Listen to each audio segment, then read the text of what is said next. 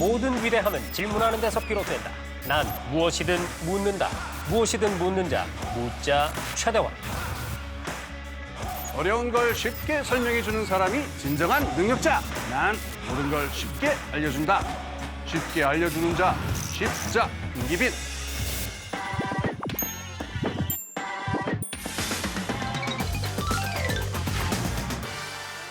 여러분 안녕하세요. 묻자 최대환. 쉽자 홍기빈입니다. 대한민국 혁신 성장을 위한 범국가 프로젝트 K-뉴딜에 대해서 쉽고 친절하게 알려드리는 쉽게 말해 K-뉴딜. 지난 시간에는 K-뉴딜의 완성을 위해서 풀뿌리의 역할이 왜 중요한지 우리가 알아봤는데요. 오늘은 그 풀뿌리들이 직접 참여하는 시간을 마련했습니다. 이름하여 K-뉴딜 국민에게 물어봐. 네, 그러면 우리 접속자 여러분들과 인사를 한번 나누실까요? 손을 한번 흔들어 주시죠. 안녕하세요. 안녕하세요. 반갑습니다. 이렇게 구름대처럼 많은 분들과 또 방송을 진행하기는 오랜만인데요. 자, 오늘은 바로 지금 접속해 주신 여러분이 주인공입니다. 그동안 저희가 5회에 걸쳐서 K-뉴딜의 주요 내용에 대해서 쉽게 알려드리기 위해서 노력을 했는데 말이죠. 국민 여러분들께서 얼마나 이해하셨는지 알아보고 또 궁금한 점, 다양한 의견도 들어보는 시간을 오늘 가져보겠습니다. 홍 소장님 기대되시죠? 네. 짧고 간결한 답변이었습니다. 자, 지금 화상으로 참여하는 분들은 저희가 미리 참여 신청을 받아서 5분을 선정했습니다. 그리고 화상 연결돼 있는 5분 외에도 더 많은 분들이 현재 온라인으로 함께하고 계신데요. 자, 그러면 먼저 국민 여러분은 K-뉴딜에 대해서 어떻게 생각하고 있는지 알아보겠습니다.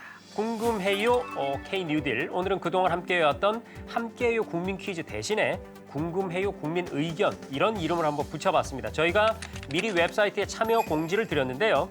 지금 함께 참여해 계신 여러분의 개인적인 의견을 들어보기 위한 것이고 이게 공식적인 설문조사는 아니라는 점 참고해 주시기 바랍니다. 총 3개 질문 준비했는데요. 먼저 첫 번째 질문 드리겠습니다. K-뉴딜의 성공을 위해서 가장 필요한 것은 무엇이라고 생각하십니까? 정답은 없습니다. 여러분의 생각을 눌러주시면 됩니다. 1번 정부의 강력한 추진력, 2번 풀뿌리들의 참여, 3번 민간 기업들의 동참, 4번 홍보와 국민 의견 수렴. 앱으로 참여하시는 분들 다 선택하셨죠. 그리고 화상 참여자들 다 적으셨을 걸로 믿습니다. 아직 들지 마시고요. 잠시만 기다려주세요. 자, 홍 소장님, 국민 여러분의 마음과 저희가 얼마나 통했는지 이심전심 한번 볼까요? 어떤 걸 가장 많이 골랐을 것 같습니까? 하나, 둘, 셋 하면 번호를 얘기해 보겠습니다. 알겠습니다. 하나, 둘, 셋, 2번. 역시 신기가 통했습니다. 그렇습니다. 저희 보통 텔레파시라 그러지 않나요? 네, 연식이 드러나고 있습니다. 신기. 싸늘하다. 자, 결과를 한번 보겠습니다. 결과 보여주시죠. 네, 가장 많은 답을 주신 것은 1번. 정부의 강력한 추진력이 54%를 기록했습니다. 화상으로 참여하고 계신 분들은 어떤 답을 골랐는지 한번 볼까요? 네, 5분 의견 한번 들어주시죠. 4번이 2개가 나왔고요. 2번 2개, 3번 하나. 그러면 이제 직접 의견을 좀 들어볼까요? 5분 중에 먼저 가장 어려 보이는 분 있는데요. 우리 유성현님 자기소개 간략하게 해주시죠. 안녕하세요. 저는 한일고등학교 3학년 재학 중인 유성현이라고 합니다. 코로나19 때문에 대입 준비에 지장이 정말 많았을 것 같은데 고생 많이 하셨죠? 대학은 결정이 됐습니까? 어떻습니까? 네, 부모님이랑 선생님 도움 덕분에 서울대학교 사회학과 진학하기로 했습니다. 서울대 사회학과요. 네, 축하드리고요.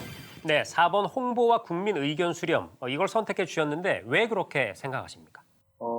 K-뉴딜의 성공을 위해서는 정책 방향성에 대한 풀뿌리와 정부의 합의가 중요하다고 알고 있습니다. 네. 근데 저를 포함한 대부분의 10대는 K-뉴딜의 대의는 이해하지만 구체적으로 어떤 부분에 집중해서 의견을 내야 할지 혼란스러워하는 경우가 많습니다. 이런 문제를 해결하기 위해서 저는 정부 주도의 의제 설정이 필요하다고 생각합니다. 가령 A라는 정책으로 B라는 부분이 변화할 테니까 의견을 내봐라는 식으로 국민의 눈높이에 맞춘 접근이 필요하다고 생각을 했습니다. 그래서 홍보와 국민 의견 수렴이 가장 중요하다고 생각을 했고요. 아울러 K-뉴딜의 구현을 위해서 대국민 의제 설정과 의사결정 과정에 대한 정부의 구상이 무엇인지 궁금합니다. 잘 들었습니다. 어쩜 이렇게 답변이 똑부러질까요? 저희는 이 정책 관계자가 아니기 때문에 국민 의견이나 뭐 질문에 정답을 준다기보다는 어떻게 공감하고 있나 그리고 어떤 대안을 제시할 수 있을까 이런 생각을 해보게 되는데 우리 유성현 학생의 의견에 대해서 어떻게 보셨어요? 예, 지금 말씀하신 것 중에 굉장히 인상 깊게 들은 거는요. 가령 A가 변하면은 B는 어떻게 변하느냐 이 부분입니다. 예를 들어서 지금 우리가 그 그린 뉴딜을 한다고 했을 적에 석탄 화력 발전소를 많이 구조 조정을 해야 됩니다. 그러니까 석탄 화력 발전소에서 일하시는 노동자분들은 일자리를 잃는 경우도 굉장히 많을 거예요. 그럼요. 네. 그러면은 A를 바꾸면 B가 바뀌니까 이 부분을 어떻게 조정하고 여기에서 어떤 대안을 해서 어떻게 할 것인가에 대해서 노동자분들의 이야기도 많이 들어야만 이게 순탄하게 진행이 되지 않겠어요? 그래서 지금 말씀하신 분이 정말 그 사회학과 잘 가신 것 같은데 A를 바꾸면은 B도 바뀐다. 네. 이거를 전체적으로 있는 그대로 드러내고 있는 그대로 의견을 받아들이는 과정 정말 중요하다고 생각합니다. 제가 볼 때 이 서울대 사회학과는 인재를 얻었습니다. 두 번째 질문 들어갑니다. K 뉴딜을 통해서 가장 실현됐으면 하는 건 무언지 다음 4개의 보기 중에서 하나만 골라주십시오. 모두가 우리를 위해서, 미래를 위해서 다 실현이 돼야 될 것들인데 여러분은 그중에서도 어떤 것의 실현을 가장 바라고 계실까요? 이심전심, 국민의 마음을 한번 읽어볼까요? 자, 하나, 둘, 셋, 4번. 예, 예. 아, 이거 뭐 짠 것 같은데, 이게. 짜긴 뭐가 짜.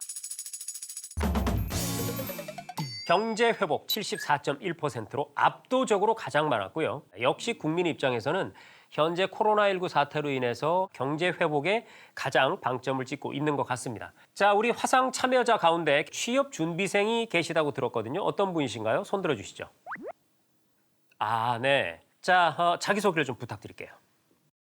올해 졸업하고 현재 취업을 준비하고 있는 이다영이라고 합니다. 본인이나 아니면 주변의 동료들, 취업 준비생들 지난 1년 어떻게 보내셨어요? 저는 졸업하고 나서 아르바이트를 하면서 취업을 준비하고 있는데 네. 코로나19로 인해서 취업하기가 확실히 더 어려워진 것 같아요. 새로운 일자리를 만들어 주겠다는 건 저한테 되게 반가운 소식이기는 한데 네. 어떤 일자리가 없어지고 어떤 일자리들이 생겨날지 아하. 구체적으로 감이 잘 오지 않아서 구체적인 청사진을 제시해주면 좋을 것 같아요. 내가 만약에 지금 준비하고 있는 이 일자리가 없어지는 일자리면 어떡합니까? 이런 부분들은 굉장히 좀 생생하고 구체적인 정보들이 좀 있어야 되겠다는 생각이 들거든요. 홍 소장님 어떻게 들으셨어요? 예. 우선 지금 말씀드리면서 저도 좀 안타까운 게 이걸 빨리 구체적인 안으로 만들어야 국민 여러분들이 이런 일자리가 있겠구나라고 하는 네. 감이 올 것 같아요. 이건 굉장히 중요한 문제고요. K 뉴딜은 바로 그 점에 착목하는 거라고 생각합니다. 지금까지 없었던 일자리들을 만드는 것이 K 뉴딜의 목표이기 때문에 지금 있는 일자리가 어떻게 될 거다 이렇게 생각하시기보다도 어떤 종류의 새로운 일자리가 만들어져서 새로운 사회로 넘어갈 것이냐 이렇게 기대를 가지시고 정책 위반자들도 이 점에 초점을 맞춰가지고 빨리 이 계획을 구체화시켜야 한다고 생각합니다. 네, 디지털 그렇죠. 네, 그다음에 그렇죠. 환경 문제 즉 그린 이 그렇죠. 두 분야에 있어서 많은 일자리들이 지금 준비되고 있다는 점 착안을 하시고 그런 부분을 좀 염두에 두셨으면 좋겠습니다. 자, 이다영님 내년에 파이팅이고요.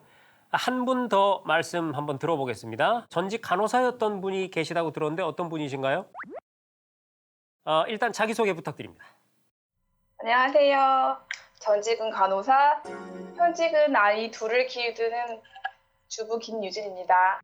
전직 간호사라고 하셨는데 그럼 일을 그만둔 지는 얼마나 되셨어요?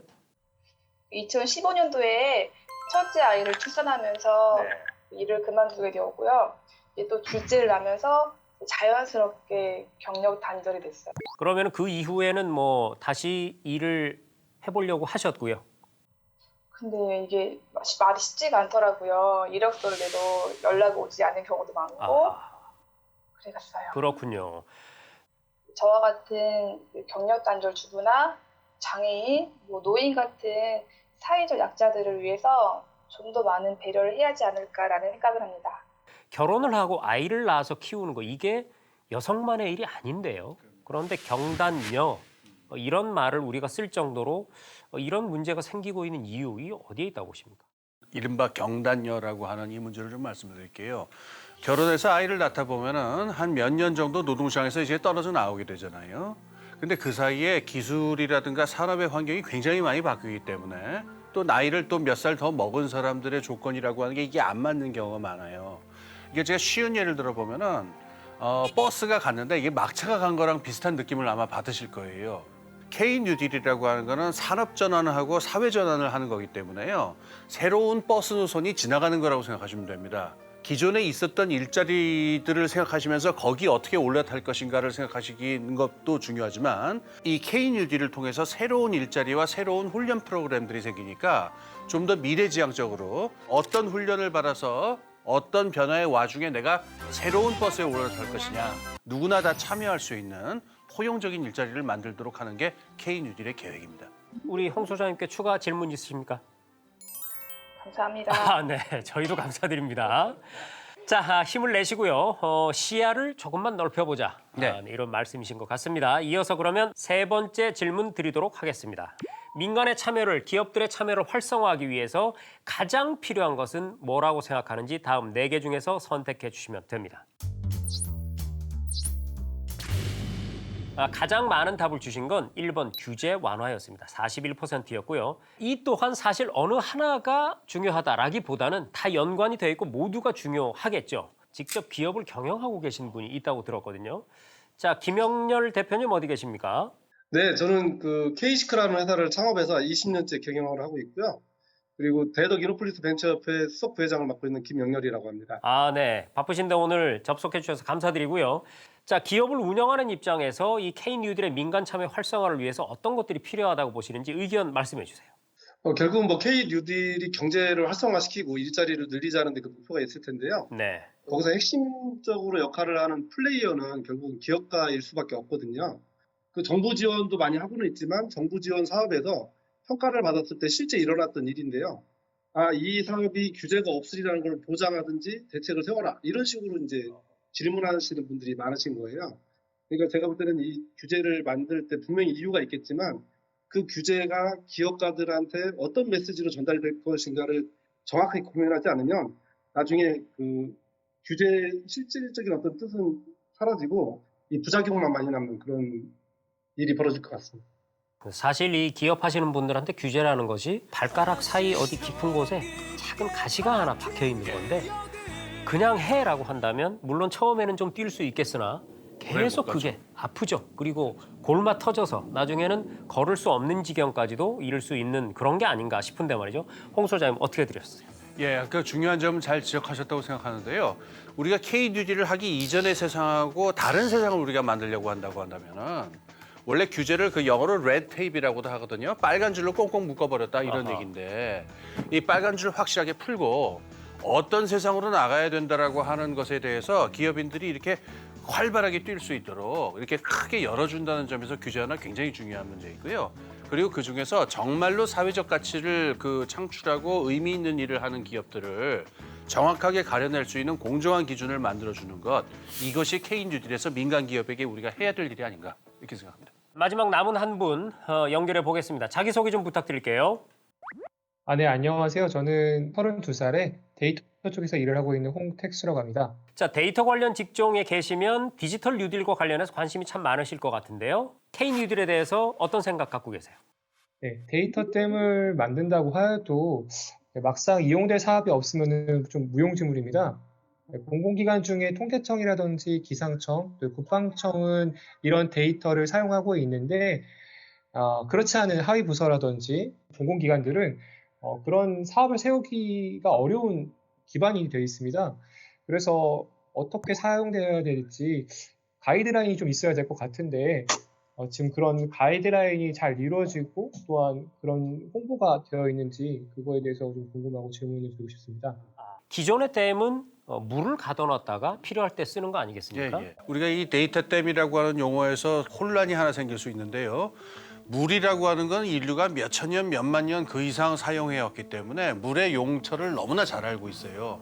그래서 무조건 물을 막아 놓으면은 사람들이 알아서 쓰게 돼 있는 거고 데이터라고 하는 건 그렇지 않습니다. 데이터라고 하는 거는 구체적으로 어디에 쓸 것이냐, 무슨 소용이 있느냐를 새로 발견해야 되고 새로 알아내야 되는데 그게 없는 상태에서는 모아놔봐야 이건 무용지물이거든요. 네. 그러니까 지금 말씀하신 대로 데이터를 모아놓는 것만큼 이걸 어떻게 가공하고 구체적인 용처를 만드는 것이냐 이게 훨씬 중요합니다. 사회 곳곳에서 이걸 쓸 수 있는 용도가 나와야 되거든요. 이 용도를 발견할 수 있도록 고도의 해석과 고도의 의미 부여를 하는 좋은 일자리를 창출하는 것까지 반드시 이 데이터 댐을 만드는 작업 안에 들어가야 지금 말씀하신 문제가 해결이 될 거라고 봅니다. 네. 우리 홍택수님 같은 경우는 실제로 지금 데이터 관련 분야에서 일을 하고 있는 현장 전문가시거든요. 예. 그래서 오늘의 이 지적을 정책 담당자들이 반드시 유념해야 될 걸로 생각이 됩니다. 그렇습니다. 네, 오늘 이렇게 다양한 국민 의견을 들어보고 또 대안을 생각해보는 시간을 가져봤는데요. 이렇게 다양한 의견과 궁금증들이 있기 때문에 정부가 귀를 열고 좀 더 많은 목소리를 들어야 할 것 같습니다. 오늘 풀뿌리들과 함께한 이 시간, 저는 이렇게 정리하고 싶습니다. 우문현답, 우리의 문제는 현장에 답이 있다. 그래서 우문현답입니다. 직접 현장에서 만나고 질문하고 또 답을 찾는 과정을 통해서 K뉴딜의 진정한 완성이 이루어지지 않겠는가라는 뜻입니다. 우리 홍 소장님은 어떻게 정리하시겠습니까? 우문현답 그대로라고 생각하는데 이때 아하. 현답의 주체는 여기 계신 풀뿌리라고 생각합니다. 네. 다음 주에는 저희가 쉽게 말해 K뉴딜 시즌 1을 마무리하면서 그동안에 다뤘던 모든 내용들을 총정리해보는 시간을 갖도록 하겠습니다. k뉴딜.kr에 의견 많이 남겨주시고요. 국민 참여 퀴즈에도 많이 참여해 주시기 바랍니다. 다음 주에도 저는 열심히 묻겠습니다. 저는 열심히 대답을 쉽게 하겠습니다. 오늘은 여기서 마치겠습니다. 고맙습니다. 애기 엄마 분은 진짜 고등학생인 줄 알았어요. 이거 편집돼서 살짝 들어갈 것 같아요, 나중에.